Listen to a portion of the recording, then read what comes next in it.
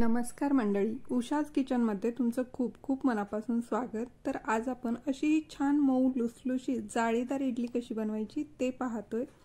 तर इथे मी दाखवलेल्या प्रमाणाने जर आपण इडली बनवली तर इडली तर फसणार नाही, पण त्याबरोबर 100% खात्रीने सांगेल की तुमच्या इडल्या सुद्धा छान अशा पांढऱ्या शुभ्र आणि मऊ लुसलुशीत जाळीदार स्पॉन्जी अशा बनतील। तर अतिशय सोपी रेसिपी आहे। रेसिपीला आपण सुरुवात करूया। तर इथे मी 3 वाटी एवढा तांदूळ घेतलेला आहे। वजनी प्रमाणात जर पाहिलं तर 300 ग्रॅम एवढा तांदूळ आहे। ज्या वाटीने आपण तांदूळ घेतलेले आहेत त्याच वाटीने आपल्याला उडदाची डाळ सुद्धा घ्यायची। तर इथे मी अख्खी उडीद घेतलेले आहेत 1 वाटी। आता हे उडीद आपल्याला छान असे धुवून घ्यायचे 2 वेळा। ह्याच्यावरचं जे स्टार्चचं प्रमाण आहे, पावडर लावलेली आहे, ती निघून गेलं पाहिजे। 2 वेळा हलक्या हाताने धुवून घेतल्यानंतर ह्यामध्ये उडदाच्या डाळीच्या डबल आपल्याला पाणी टाकून घ्यायचं। तर इथे मी 2 वाटी एवढं पाणी टाकून घेतलं आणि अर्धा टीस्पून आपल्याला ह्यामध्ये मेथी दाणे टाकायचे आहेत। मेथी दाणे आपल्याला उडदाच्या डाळीबरोबरच भिजवून घ्यायचे। तर इथे तुम्ही पाहू शकता अशा पद्धतीने मिक्स केल्यानंतर ह्याच्यावरती झाकण ठेवून हे आपण बाजूला ठेवून देऊया। आणि आता आपल्याला तांदूळ सुद्धा स्वच्छ धुवून घ्यायचं आहे। डाळ आपण 2 वेळा धुवून घेतली, पण तांदूळ मात्र 3 ते 4 वेळा धुवून घ्यायचा आहे। इथे मी रेशनचा तांदूळ वापरलेला आहे। आता तांदूळ स्वच्छ असा 4 वेळा इथे मी धुवून घेतलेला आहे। पांढरा शुभ्र असा तांदूळ निघाला की ह्यामध्ये आपल्याला पाणी टाकून घ्यायचं। 3 वाटी तांदूळ आहे तर 3 वाटी एवढंच इथे मी पाणी टाकून घेतलेलं आहे। तर इथे तुम्ही पाहू शकता तांदूळ बुडून थोडंसं पाणी वरती शिल्लक राहील असं पाणी टाकून घ्यायचंय आणि 5 ते 6 तासासाठी आपल्याला हे भिजत ठेवायचे। तर इथे तुम्ही पाहू शकता 5 ते 6 तासानंतर डाळ आपली छान फुलली गेले। त्यासोबतच मेथी दाणा सुद्धा चांगला भिजला गेलाय। आता आपण तांदूळ पाहूया। तांदूळ सुद्धा मस्त असा भिजला गेलाय।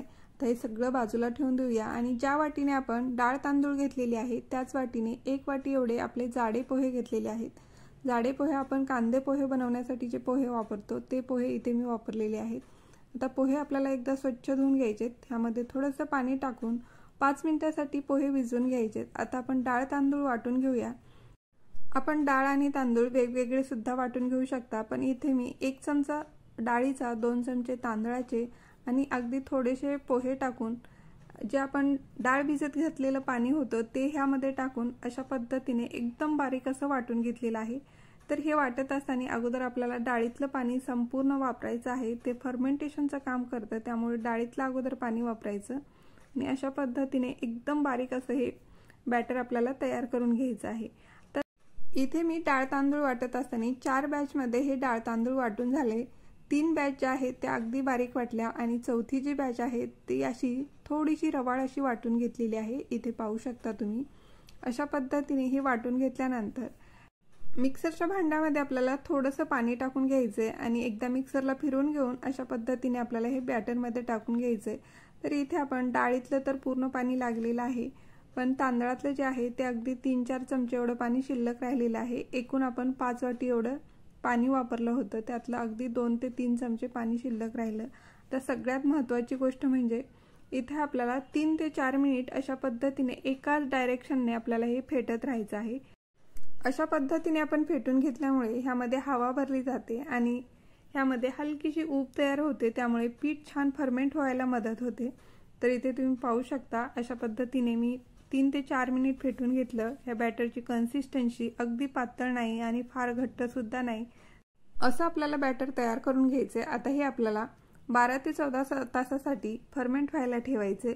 तर हे आपल्याला किचन कट्ट्याचा जो दगड असतो त्याच्यावरती न ठेवता एखाद्या उबदार ठिकाणी ठेवायचं आहे। तर इथे मी गॅसच्या शेगडीवरती ठेवून घेतलेला आहे। गॅस बंद आहे। आता इथे तुम्ही पाहू शकता 12 ते 14 तास झाल्यानंतर पीठ छान फर्मेंट झालेलं आहे।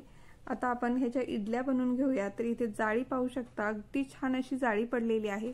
ह्यामध्ये चवीनुसार मीठ घालायचं आणि हे बॅटर आपल्याला हलक्या हाताने मिक्स करून घ्यायचं आहे। तर इथे तुम्ही पाहू शकता अशा पद्धतीने हे मिक्स करून घेतल्यानंतर आता आपण इडल्या लगेच बनवून घ्यायच्या आहेत। तर इथे मी इडली पात्र घेतलेलं आहे। आता इडली पात्रातल्या ज्या इडलीच्या प्लेट आहेत त्या इडलीच्या प्लेट आपण बाहेर काढून घेऊया आणि ह्यामध्ये 1 तांब्या भरून पाणी टाकून घ्यायचे। अर्धी लिंबाची फोड टाकून हे इडलीचं जे भांडं आहे ते आपल्याला गरम होण्यासाठी ठेवायचं आहे। पाणी उकळण्यासाठी ठेवलं। आता इडलीच्या प्लेटला आपल्याला अशा पद्धतीने थोडंसं तेलाने ग्रीस करून घ्यायचे। तेलाने ग्रीस केल्यामुळे इडल्या छान पटकन निघल्या जातात आता इकडे पाणी गरम होते तोपर्यंत आपल्याला हे जे बॅटर आहे ते इडलीच्या प्लेटमध्ये आपल्याला टाकून घ्यायचे। इडलीच्या प्लेटमध्ये आपण ज्यावेळी बॅटर टाकतो त्यावेळेस पूर्ण इडलीची जी वाटी आहे ती पूर्ण पॅक भरायची नाही, थोडीशी आपल्याला इडली फुलण्यासाठी जागा शिल्लक ठेवायची आहे। तर इथे तुम्ही पाहू शकता अशा पद्धतीने इडलीचे हे जे बॅटर आहे ते आपल्याला सर्व प्लेटमध्ये भरून घ्यायचे। आता आपल्याला ह्या प्लेट इडली पात्रामध्ये ठेवून घ्यायचे आहेत। तर इडली पात्रामध्ये प्लेट ठेवत असताना सुद्धा हे जे 3 होल आहेत त्याच्यावरती इडली आली पाहिजे अशी आपल्याला ही वरची प्लेट ठेवून घ्यायची आहे। तर अशाच पद्धतीने सर्व प्लेट ठेवून घेतल्या। अशा पद्धतीने प्लेट ठेवल्यामुळे जी वाफ आहे ती खालून इडलीला लागली जाते आणि इडली छान फुलली जाते आणि शिजली सुद्धा जाते। आता गॅसची फ्लेम हाय करून घ्यायची। हाय फ्लेमवरती 12 ते 15 मिनिटांसाठी इडल्या वाफवून घ्यायच्यात। तर इथे 12 ते 15 मिनिट झालेले आहेत। झाकण उघडून घेऊया आणि गॅस बंद करून घ्यायचे। 15 मिनिटांमध्ये छान इडल्या वाफवल्या जातात, शिजल्या जातात। आता ह्या प्लेट आपण बाहेर काढून घेऊ। बाहेर काढल्यानंतर लगेच आपल्याला इडल्या ज्या आहेत त्या ह्या प्लेटमधून बाहेर काढायच्या नाही, थोड्याशा कोमट होऊ द्यायच्यात। कोमट झाल्यानंतर अशा पद्धतीने सुरीला थोडंसं तेल लावून घ्यायचे आणि अशा ह्या आपल्याला इडल्या काढून घ्यायच्या आहेत।